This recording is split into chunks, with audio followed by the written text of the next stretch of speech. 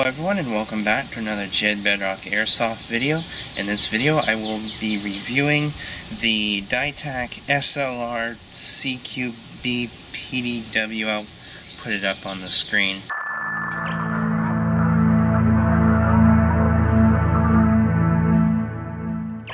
So, I'm going to start with the pros, and then I'll move into the cons, and then I'll end with a small magazine compatibility test with the magazines that I own. So, for starters, your gun, or at least the picture I showed, will not look like this. Stock, at least in the United States, the gun will come with a big orange amplifier tube thing that'll, be about like that, because the barrel recedes into the handguard a little bit. So it won't look like this. First of all, it's a paint job I did too. And this entire back end here, the tube and the stock, I put that on. It'll come with a PDW type stock when you buy it normally. Okay, so that aside, with the pros. It is full metal. The only plastic pieces are the handguard, for good reason.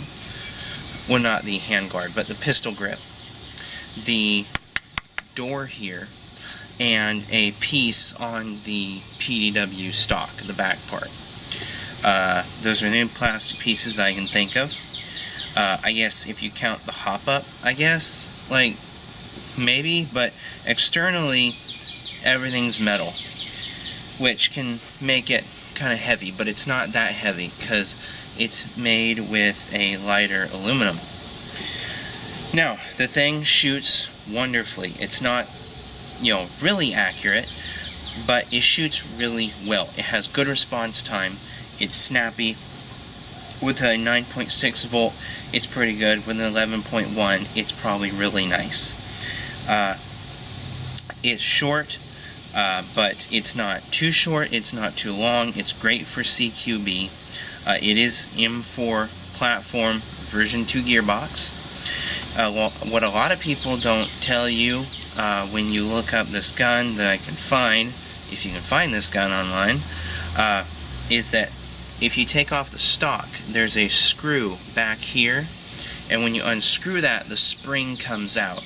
So you don't have to mess with the gearbox or anything at all to get to the spring. It just unscrews right out of the back of the body, so no worries there. If it's shooting too high or too low, you can easily put in a new spring. So that's really nice. Some guns have the chain spring system, but you have to take the gearbox out in order to get to it. This one is not that way. The hop-up works pretty well. It hops it nicely, not too exaggerated or not too low. Another thing that I like about this is actually the shape of the pistol grip. It's not shaped normally, it's shaped more ergonomically. So when you grab it, it kind of pushes more back into your hand and molds better with your hand. It makes it way more comfortable to hold, and it's really nice. Also, with this gun, to access the motor, all you do is pinch the sides here and the motor door comes up. So that's really nice. You don't have to mess with unscrewing it or anything to get to the motor. The door just pops open. So if your motor contacts shake loose or something, you don't have to worry about it. It just pops open. You don't need a tool. I like things that you don't need a tool to get to, because it's better for people who are newer to the sport and aren't really tech savvy with the guns. It has ambidextrous selector switches here. There's not one on this side, but I'll get to that in the cons section. So that's about it. Another neat feature, before I'm done with this section, is that the bolt does lock back. When you pull the charging handle back, the bolt does lock back for hop-up adjustment, and this is a functioning bolt catch. So that is cool. That's neat. I love playing with this. I love functional bolt catches. Now, another thing that this gun has going for it is that out of the box, it actually comes with an M-LOK foregrip that is on there very snug. So this gun is put together very tightly. Everything's very snug, nothing wobbles, it's very tight, very solid, like nothing rattles on this gun.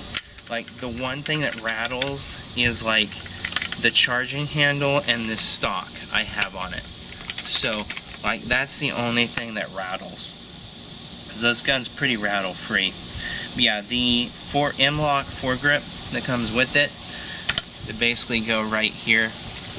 It's really nice. I thought it was a cool touch for them to add. A lot of guns don't add something like that, but it's the same material as the pistol grip here. Another thing, probably the last thing, is that there is a computer board in here with the trigger that protects the trigger contacts from being burned out by the battery. So theoretically, you can throw a 1.11 volt LiPo in 11.1 volt LiPo in here, and this gun will rock it out just fine, and you don't have to worry about the amps or the voltage because the trigger contacts are protected by a computer board. Now, on to the cons. These may be big or small depending on why you're looking at this gun. First of all, when I took it out of the box, I was looking at it, fiddling with it, and I pulled the charging handle once, and it broke. On the very first pull of the charging handle, there's a plastic piece up in the top of the gun here that pulls the actual fake bolt back.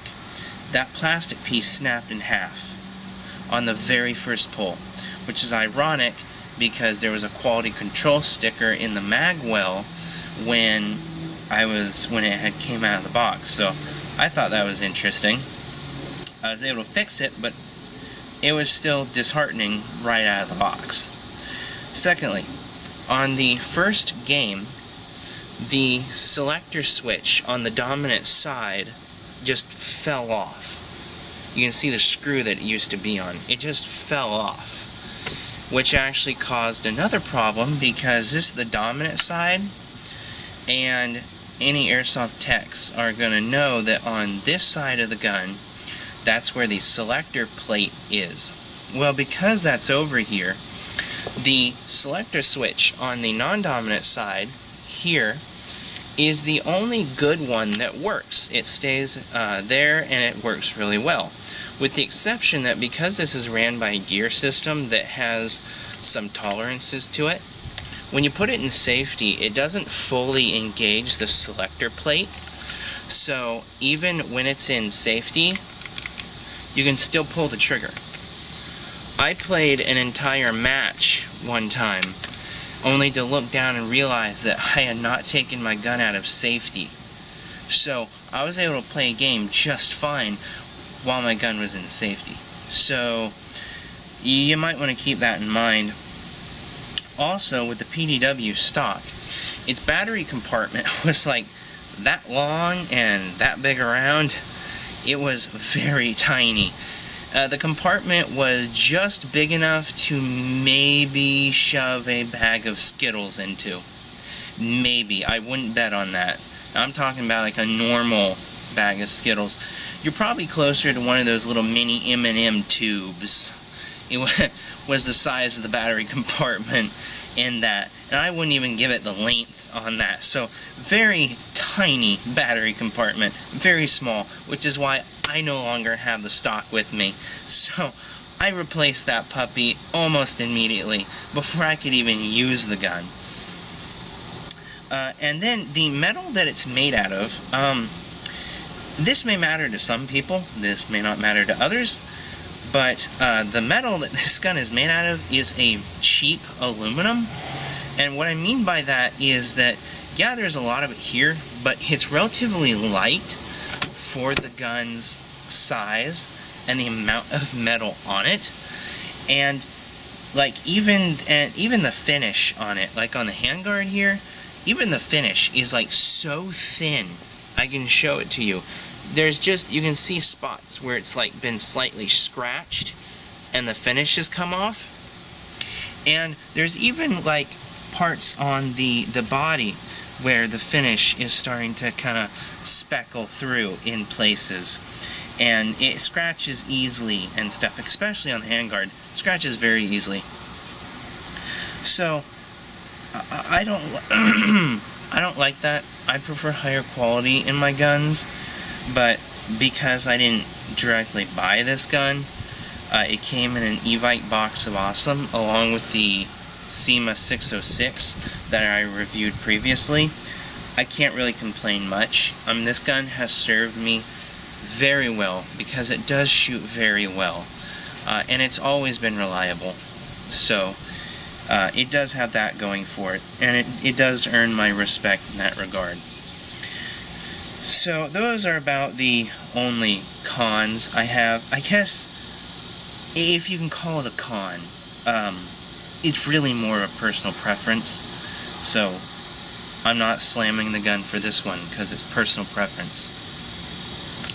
A lot of people may not even take the orange tip off, which is fine. But I wanted to use a tracer with it. The barrel actually ends part way. I don't know if you can see it, but the barrel, the outer barrel actually ends about right here in the handguard.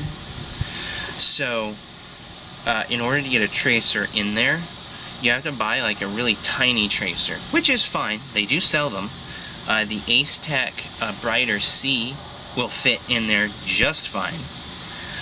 But because I went with a larger, more fat-bodied tracer, I had to buy an APS metal outer barrel extender for it, which is fine. But also in that regard is that because the outer barrel stops here, for some reason, I don't know why they did this, the outer barrel actually protrudes till about right here. So this tracer, this band right here, is about where the outer barrel stops. So yeah, I'm not quite sure how to give it a shake on that one. So really it's more of a personal preference than a gripe. It was it's kind of annoying for me, but for other people they may not care. Okay, on to the magazine compatibility. Wow, these are hot. I've been recording for a while. So, it does not work with Crytac mid-cap magazines. It doesn't work with those. Way too tight. Like, you really have to have some muscle to pull them out. Not worth it. The G&G 120 round mid-caps are a little snug, but not too bad. The Evite Banff mags, this is a 30 rounder, but they're all made in the same mold, I believe. I think this is a Gen 1. These work great. And the Elite Force 140 round mid caps. This is a Gen 1. The Gen 2s are a little fatter. Like, you can't really visually see it, but they're just a little fatter, but it still works with those. So, as you can see, the Banff mag right in there. Not much wobble, sticks in there just great, comes out just fine. The Elite Force mag, just fine. I use these mags with it all the time. Comes out. It didn't come out because I was at an angle, but they usually always free drop. And then I'm not going to stick it in there because it has BBs in it, because I'm tempering the spring. Not tempering, but wearing it down. And that fits in there. They're a little snug, but they work. If they're the only mags you got, then they work. It works with practically all metal high caps that I have that I can find. And if it works with those, then it's probably going to work with any metal mid caps that you have. Well, everyone, I hope you enjoy the review. I really waited on this one to give the gun a fair shake of how it held up. If you guys have any comments, questions, or opinions, you can put them down in the comments section. Please leave a like and subscribe if you want to see more.